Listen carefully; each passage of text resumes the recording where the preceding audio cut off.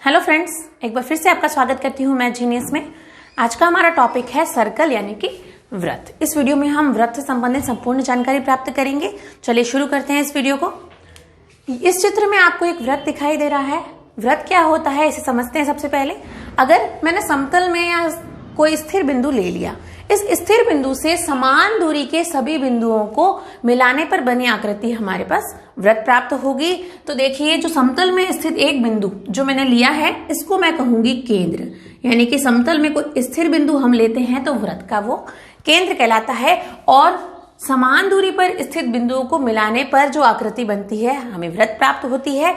लेकिन जो समान दूरी के बिंदु इसे हमने मिलाया तो यह कहलाएगी व्रत की परिधि। परिधि या परिमाप, इसे हम व्रत का परिमाप भी कह सकते हैं।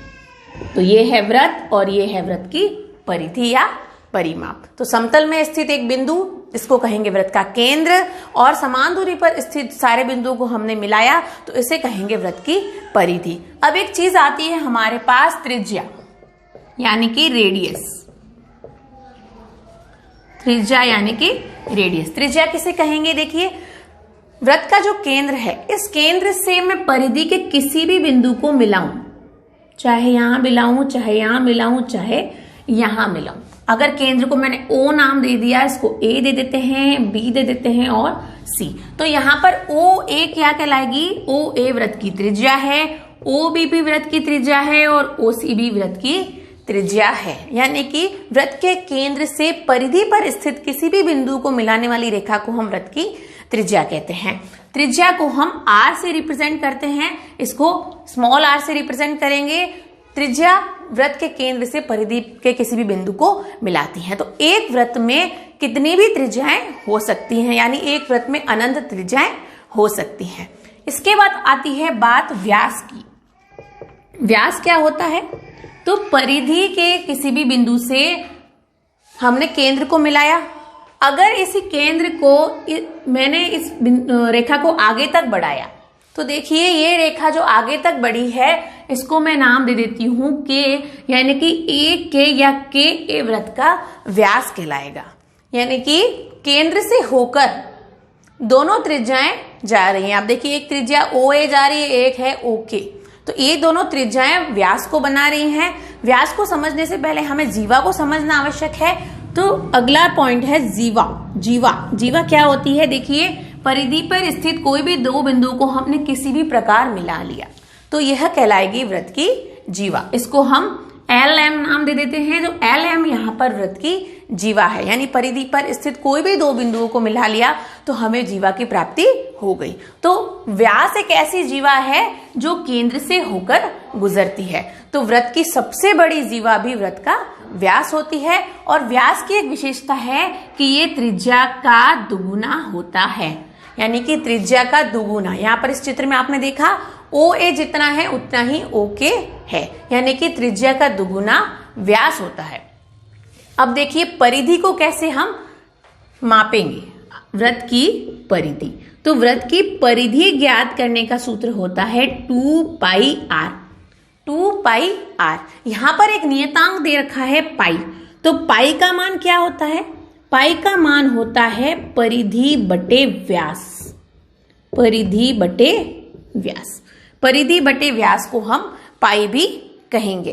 पाई का मान होता है 22/7 या 3.14।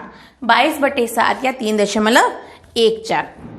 तो पाई बराबर हो जाएगा परिधि बटे व्यास। अगर परिधि ज्ञात करना है तो 2πr, और अगर हमें r ज्ञात करना है यानी कि त्रिज्या ज्ञात करनी है तो हमें लिखना होगा परिधि बटे 2π। देखिए, यहां आप इस फॉर्मूले से समझिएगा, यहां पर 2πr तो r इधर आ गया, परिधि है 2π यहां पर बटे में चला जाएगा। दो पक्ष होते हैं LHS और RHS।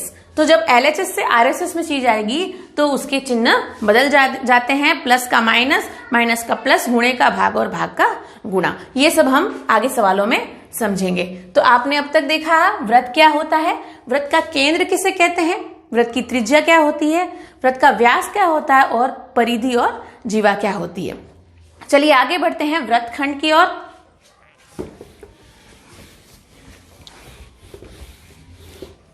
अब देखिए इसी व्रत में समझिए व्रतखंड क्या होता है।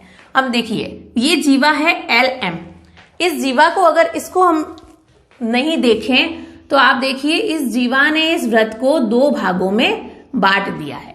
इस जीवा ने इसको व्रत को 2 भागों में बांट दिया है। एक टुकड़ा है LM वाला इस साइड वाला और एक टुकड़ा है ये ऊपर वाला।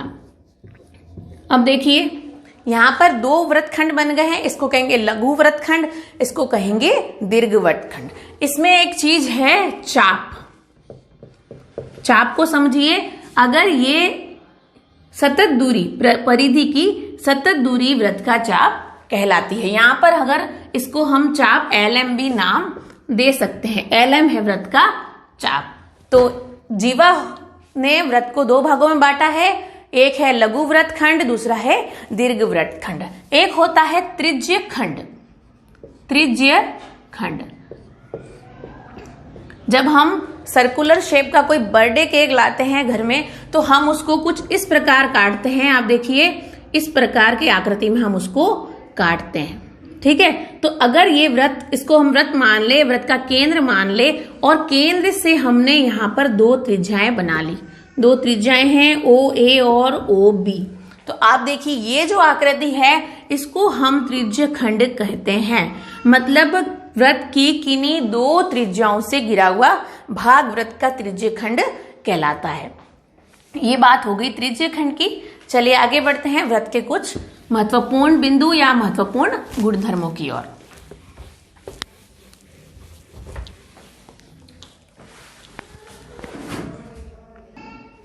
देखिए आगे हम पढ़ने वाले हैं व्रत के गुणधर्म। व्रत के कुछ गुणधर्म होते हैं जिसे हम समझते हैं। इसके पहले आप एक बात समझिए, अर्ध व्रत यानी कि आधा व्रत। अगर व्रत का एक व्यास है तो व्यास जो है व्रत को 2 बराबर भागों में बांटता है। इसको कहेंगे आधा व्रत और इसको कहेंगे आधा व्रत। ये होता है अर्ध व्रत। आगे एक गुणधर्म पढ़ना है कि अर्ध व्रत में बना कोण समकोण होता है। यानी कि ये आधा व्रत है, अगर यहां पर इसको मैंने यहां से परिधि के बिंदु पर मिलाया और यहां पर परिधि के बिंदु पर मिलाया, इस प्रकार जो कोण बनेगा यहाँ पर ये कोण होगा 90 डिग्री। यानी अर्ध व्रत पे बना कोण समकोण होता है। ये हमारा गुणधर्म नंबर 1 है, ठीक है। आगे हम पढ़ने वाले हैं दूसरा गुणधर्म। दूसरा गुणधर्म क्या है? व्रत के चाप से रिलेटेड है कि किसी भी व्रत के चाप द्वारा केंद्र पर अंतरित कोण उसी चाप द्वारा परिधि पर अंतरित कोण का दुगुना होता है। देखिए इसको ऐसे समझिए, देखिएगा किसी भी व्रत, अगर ये व्रत का मैंने चाप ले लिया यहां से KL, ये व्रत का चाप है। इस चाप द्वारा 2 कोण बन रहे हैं। एक कोण बन रहा है केंद्र पर और इसी चाप द्वारा परिधि पर या व्रत के किसी और भाग पर कोण बन रहा है। तो केंद्र पर अंतरित कोण, यहां पर ये केंद्र पर अंतरित कोण, अगर जैसे मैंने इसको ले लिया ये है 120 डिग्री, तो उसी चाप द्वारा परिधि पर अंतरित कोण इसका आधा होगा। यानी कि अगर ये 120 है तो ये 60 होगा। इसको इसके विलोम से भी समझ सकते हैं कि व्रत के किसी भी चाप द्वारा केंद्र पर अंतरित कोण परिधि पर अंतरित कोण का दुगुना होता है, या फिर व्रत के किसी चाप द्वारा परिधि पर अंतरित कोण केंद्र पर अंतरित कोण का आधा होता है। यह है गुणधर्म नंबर 2। चलिए आगे पढ़ते हैं। गुणधर्म नंबर 3 क्या कह रहा है कि व्रत की बराबर जीवाएं व्रत पर समान कोण अंतरित करती हैं। तो जीवा को समझिए, देखिए कोई भी व्रत ले लिया, अब ये व्रत है, इसकी जीवा क्या होगी? तो परिधि के किसी 2 बिंदुओं को मिलाने वाली रेखा को जीवा कहते हैं। अगर यहां पर ये व्रत का केंद्र मान लिया तो यहां पर 2 जीवाएं खींची मैंने, ठीक है। यहां पर AB और CD माना कि व्रत की 2 जीवा हैं। तो व्रत की अगर जीवाएं समान है, अगर ये शर्त दे दी कि ये दोनों जीवाएं लंबाई में समान है, इनकी माप समान है, तो वह केंद्र पर बराबर कोण अंतरित करेंगी। इस प्रकार के कोई चित्र आप सवालों में देखेंगे। अगर ये कोण और ये कोण पूछा जाए और जीवाओं की लंबाई समान है तो व्रत की समान जीवाएं केंद्र पर बराबर कोण अंतरित करती है। अगला गुणधर्म इसका ही विपरीत है या इसका ही विलोम कह लीजिए कि यदि वृत्त पर कोई दो जीवाएं समान कोण अंतरित करती हैं तो वो लंबाई में समान होंगी। चलिए बढ़ते हैं आगे अगले गुणधर्म की ओर। अगला गुणधर्म देखिए, यहां पर कोई जीवा दे रखी है KL। तो गुणधर्म कह रहा है कि जीवा पर केंद्र से डाला गया लंब जीवा को समद्विभाजित करता है। यदि यहाँ पर इस बिंदु को मैंने M नाम दे दिया तो यहाँ पर केंद्र से OM लंब डाला गया है KL जीवा पर, यानी कि OM लंब है KL पर। इसको ऐसे लिख सकते हैं। तो यहाँ पर हो जाएगा KM बराबर होगा ML के या ML के। KM बराबर है ML या LM के। तो क्यों है? तो यहाँ पर केंद्र O से जीवा KL पर OM लंब डाला गया है। इसी का विलोम भी आप समझ सकते हैं। यहाँ पर अगर किसी जीवा पर डाला गया लंब है तो जीवा को दो भागों में बराबर भागों में बांटता है। आगे देखिए, आगे हम पढ़ रहे हैं वृत्त से संबंधित कुछ सवाल। देखिए परिधि से संबंधित सवाल समझा रही हूं मैं आपको। परिधि हमने ज्ञात की थी, परिधि का सूत्र पड़ा है 2πr। यदि कोई हमें इस प्रकार का सवाल आ जाए कि किसी वृत्त की त्रिज्या है r बराबर 7 सेमी दे रखी है तो उसकी परिधि क्या होगी, परिधि ज्ञात करो। तो आपको सूत्र लगाना है सीधा सीधा कि परिधि बराबर 2πr, यानी कि 2π का मान हमने पढ़ा है 22/7 और r का मान है यहाँ पर 7, क्योंकि 7 सेमी त्रिज्या दे रखी है। तो अब देखिए 7 से 7 कट जाएगा, यहाँ हो जाएगा 22 दूनी 44 सेंटीमीटर। ठीक है, ये हो गया परिधि का। अगर यहाँ पर व्यास दिया होता तो हम क्या कर देते, परिधि बटे 2π। आपका समय बर्बाद न करते हुए फटाफट आगे बढ़ते हैं। चलिए आगे पढ़ते हैं वृत्त का क्षेत्रफल। क्षेत्रफल के और भी सवाल मैं आपको आगे बताऊंगी अगले वीडियो में। क्षेत्रफल क्या होता है, तो वृत्त का क्षेत्रफल ज्ञात करने का सूत्र है πr², यानी कि जो वृत्त का अंदर का भाग है ये क्षेत्रफल में काउंट होता है और जो बाहर की आउटर लेयर दिख रही है ये परिधि में काउंट होती है। क्षेत्रफल का सूत्र है πr²। तो उसी सवाल से समझते हैं। यहाँ पर अगर हमारे को r बराबर 7 सेमी दे रखा है और पाई का मान हम जानते हैं क्या है 22/7, तो हम क्षेत्रफल कैसे ज्ञात करेंगे।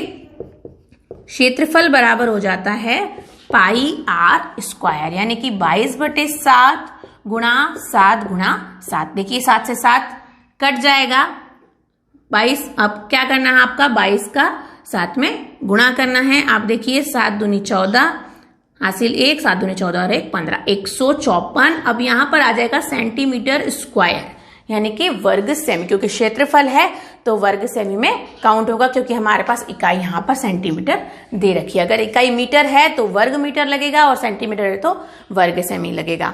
आगे देखिए एक छोटी सी चीज है इसी वृत्त के अंदर, संकेंद्रीय वृत्तों का क्षेत्रफल। संकेंद्रीय शब्द है, वृत्त के अंदर काउंट होता है। वृत्त में संकेंद्रीय का मतलब होता है दो ऐसे वृत्त जिनका केंद्र एक ही हो। इसी में देखिए अगर इसके बाहर एक और वृत्त खींचा जाए, इसके बाहर एक और वृत्त खींच लिया जाए और इसे कहेंगे संकेंद्रीय वृत्त, क्योंकि ये इसका केंद्र है और इस वृत्त का केंद्र भी यही है। अगर ये इसकी त्रिज्या है तो इसकी त्रिज्या क्या हो जाएगी, ये वाली। यहाँ पर नाम दे दिया OA और इसका दे दिया OB। तो OA है वो आंतरिक वृत्त की त्रिज्या है और OB है वो बाहरी वृत्त की त्रिज्या है। अगर आपको इसका क्षेत्रफल ज्ञात करना है, ऐसा कोई सवाल है, तो आपको क्या करना होगा, तो संकेंद्रीय वृत्तों का क्षेत्रफल कैसे ज्ञात करेंगे, संकेंद्रीय वृत्तों का क्षेत्रफल।